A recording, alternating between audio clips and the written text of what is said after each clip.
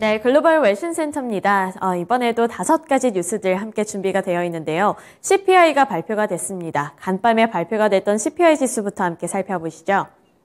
CNBC 보도 내용입니다. Inflation gauge increased 0.4% in February as expected and up 6% from a year ago. 미국 인플레이션이 6%를 기록을 하면서 8개월 연속으로 둔화하는 흐름을 나타냈는데요. 우선은 외신의 코멘트부터 함께 살펴보도록 하겠습니다. 미국 인플레이션이 전달 대비 0.4% 상승했지만 시장의 예상치에 부합하는 수준을 나타냈습니다. 또한 오름폭이 8개월 연속으로 둔화되면서 2021년 9월 이후에 최저치로 내려오는 모습을 나타냈습니다. 아직 중앙은행 연방준비제도의 목표치인 2%는 크게 웃돌고 있는 수준이지만 저번과 비교했을 때 0.4% 오르면서 이 오름폭이 둔화되는 흐름이 나타내고 있는 건데요. 이렇게 오름폭이 조금씩 줄어드는 게 8개월 연속으로 지속이 되고 있습니다. 전년비 CPI 상승률은 지난해 6월에 9.1%까지 치솟으면서 1981년 11월 이후 최고치를 기록한 바 있었는데요. 하지만 이후 인플레이션은 계속해서 하락을 하며 6% 밑까지 내려오는 모습도 기록을 했습니다. 연준의 목표 2%의 3배에 달해서 여전히 고공행진 중이라는 평가를 받고는 있지만 여전히 8개월 연속으로 둔화하고 있는 흐름 자체는 긍정적으로 평가하고 있는 코멘트들을 많이 살펴볼 수 있었습니다. 변동성이 높은 식품과 에너지를 제외한 핵심 CPI 상승률은 1월에 5.6%를 기록을 했는데 2월에는 5.5%로 떨어지면서 2021년 이후에 가장 낮은 수준을 기록을 한 건데요. 전월비로 봤을 때는 CPI 상승률이 0.5%에서 0.4%로 그리고 여기서 핵심 CPI 상승률은 0.4%에서 0.5%로 변했습니다. 우선 이 CPI 상승률 자체는 전월 대비해서 소폭으로 하락하고 있는 모습이 나타났고요. 이 안에서 근원 CPI 상승률은 0.4에서 0.5%로 소폭 증가하는 모습이 나타났습니다. 이와 관련해서 이제는 금리 인상에 대한 점치는 모습도 많이 나타나고 있는데요. 이번 FOMC에서 연준은 과연 어떤 정도의 금리 인상을 단행을 하게 될지에 대해서도 예측이 많이 나오고 있는데 어떠한 내용인지 코멘트 통해서 살펴보도록 하겠습니다. 시장은 연준이 25bp 금리 인상을 단행할 것으로 예상하고 있는 가운데 CPI가 발표되면서 25bp 금리 인상 확률이 더 높아졌다는 평가입니다. CME 그룹 예상에 따르면 연준이 금리를 25베이시스 포인트 인상할 가능성이 85%에 달한다고 하는데요. 제프리 로치 LPL 파이낸셜 수석 이코노미스트도 SVB 사태 등 금융 스트레스 속에서도 연준은 우선 물가 안정을 주시하며 오는 FOMC 회의에서는 25베이시스 포인트 금리 인상을 결정할 가능성이 높아졌다고 평가했습니다. 네, 시장에서는 이번 3월 FOMC에서 안 그래도 0.25%포인트 금리 인상을 예측을 하고 있었습니다. 여기서 금융 스트레스가 더 심해지고 SVB 파산 사태와 관련해서 이제는 생각했던 것만큼 자이언트 스텝에 대한 가능성보다는 25베이시스 포인트 가능성이 더 높아지고 있다는 분석이 많이 나오고 있는데요. 여기서 확률도 85%까지 올랐다는 전망까지 살펴볼 수 있었습니다. 이 동결과 25베이시스 포인트, 이 두 가지 의견이 나오고 있는 상황이었는데 아직까지 동결은 이 물가 안정을 위해서 할 가능성은 낮아졌고 25베이시스 포인트가 가장 적합해 보인다는 평가가 많이 나오고 있으니까요. 3월 FOMC에서 연준이 어떠한 경로를 선택하게 될지 체크해 보셔야겠습니다. 네, 넘어가서 두 번째 기사 내용 살펴보겠습니다. CNBC 보도 내용이고요. Moody's cuts outlook of U.S. banking system to negative, citing rapidly deteriorating operating environment. 네, 은행주들이 타격을 많이 받았었습니다. 하지만 이 받았던 타격에 비해서 반등하는 흐름이 나타나고 있었는데 무디스가 이 은행주들을 향한 약간은 암울한 전망을 내놨습니다. 어떠한 내용이었는지 주요 코멘트부터 함께 살펴보시죠. 무디스 보고서의 내용입니다. 우리는 미국의 전체 은행 시스템에 대한 등급 전망을 안정적에서 부정적으로 하향 조정했다.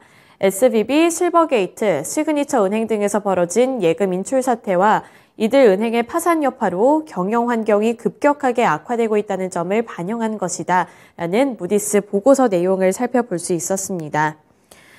최근에 이 실리콘밸리 은행을 비롯한 미국의 잇단 중소은행 붕괴를 고려해서 이러한 결정을 내렸다고 볼 수 있는데요. 무디스는 이렇게 경영 환경이 급속도로 악화하고 있다는 점을 반영을 했을 때 하향 조정한다는 투자 의견을 내비추기도 했습니다. 여기서 한 가지 더 흥미로웠던 외신 보도 내용도 살펴볼 수 있었는데요.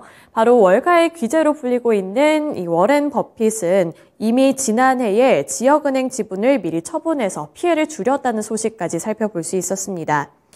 미국의 중소은행 주가가 급락을 하면서 글로벌 금융주의 시가총액이 사흘 사이에 4,560억 달러가 증발하며 투자자들이 많은 피해를 입은 바 있었는데요. 반면에 워런 버핏은 지난해 지역은행에 대한 투자를 대폭 축소하면서 위기를 피했다는 외신 보도를 살펴볼 수 있었습니다.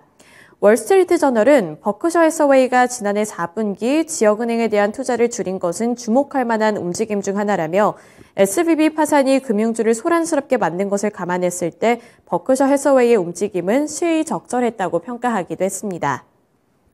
네, 넘어가서 세 번째 기사 내용 살펴보시죠. Crude oil prices fall amid SVB collapse, but OPEC predicts Chinese demand growth in 2023.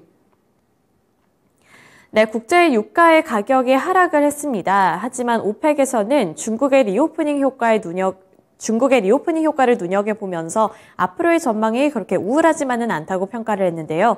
어떠한 내용인지 주요 코멘트부터 함께 살펴보시죠.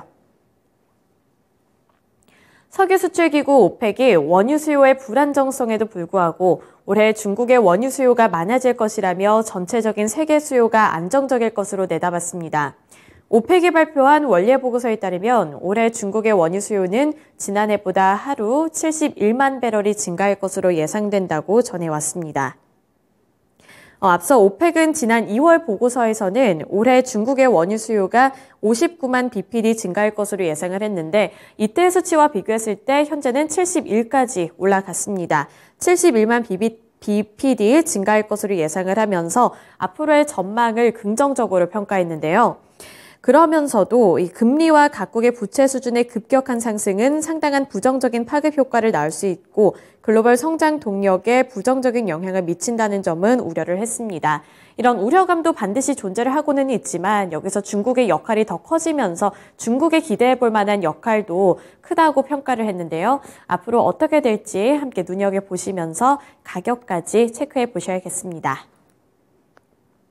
네, 넘어가서 네 번째 기사 내용 살펴보겠습니다. CNN 보도 내용이고요. Novo Nordisk becomes latest to announce it is cutting insulin prices by up to 75%.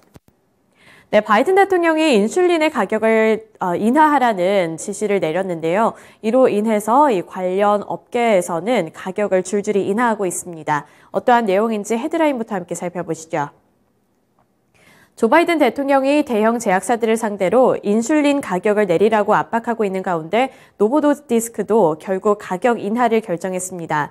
노보노디스크는 내년 1월부터 자사 노보로그 인슐린의 가격을 75% 내리고 노블린과 레브미리의 가격을 65% 낮추기로 결정을 했습니다. 또 자사 브랜드가 아닌 인슐린 제품의 가격까지 함께 인하할 예정이라고 하는데요. 노보로그를 비롯한 제품들은 한 달 수백 달러를 호가했습니다. 이 정가 기준 오펙 주사 제품은 558.83달러, 병은 289.36달러에 달했는데요. 이번 인하 결정으로 인해서 가격은 각각 139.71달러 그리고 72.34달러로 대폭 떨어지게 됩니다. 이 노보노디스크는 일라일리와 함께 전 세계에서 인슐린을 가장 많이 판매하는 회사로 꼽히고 있는데요. 그동안 조 바이든 대통령은 모든 당뇨병 환자에게 인슐린 가격을 월 35달러 이하로 낮출 것들을 제약사에게 지시한 바 있습니다. 이러한 지시와 함께 최근에는 일라일릴리가 인슐린 가격을 하락한 바 있는데 여기서 또 다른 대형 제약사인 노보 노르디스크까지 함께 인하를 했다는 소식을 체크해 볼 수 있었습니다. 네, 이렇게 주요 외신 기사들 함께 살펴봤고요. 지금까지 글로벌 외신센터였습니다.